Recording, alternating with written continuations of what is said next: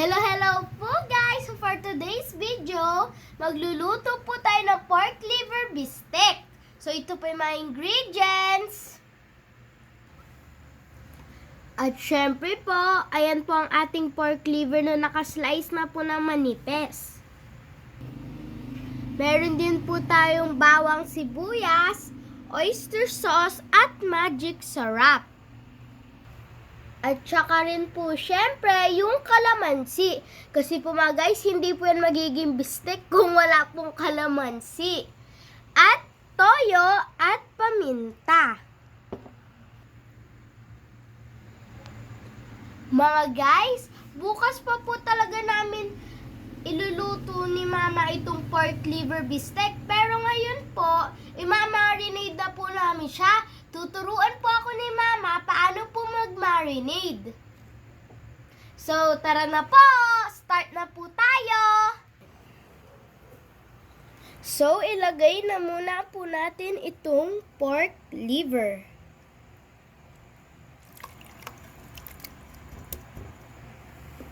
Yan. Mga guys, yung sibuyas at bawang nga po pala, gagamitin po natin sila bukas na panggisa at pang toppings. So, lalagyan na muna nga po pala natin ng bawang. Yung sibuyas po bukas na.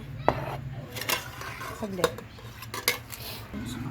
Pagkatapos po, ilagay na po natin itong isang buong oyster sauce.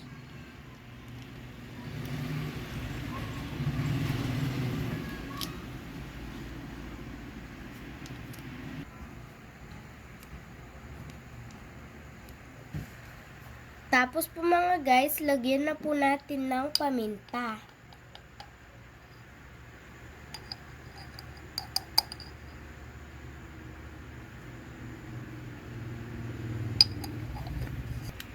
Tapos po mga guys, lagyan na rin po natin ng kalahating magic sarap. After po yan, ilagay na po natin itong calamansi juice.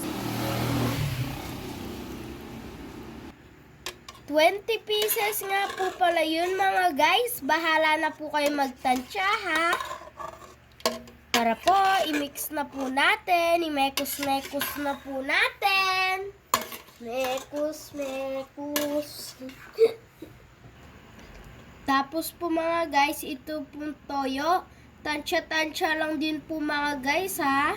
Ayun po sa panglasa nyo, syempre.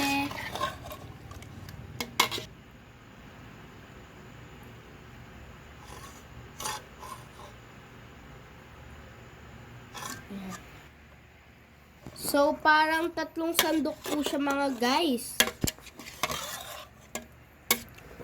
Yaman.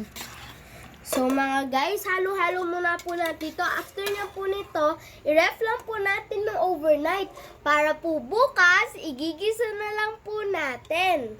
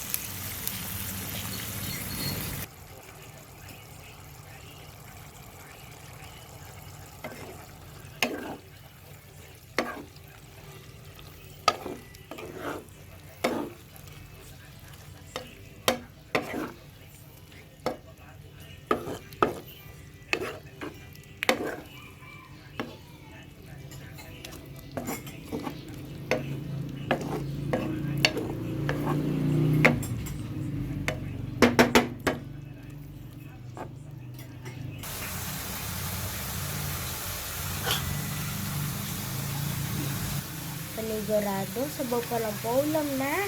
Naku mga guys, napakabango po. Excited na po tuloy ako for lunch.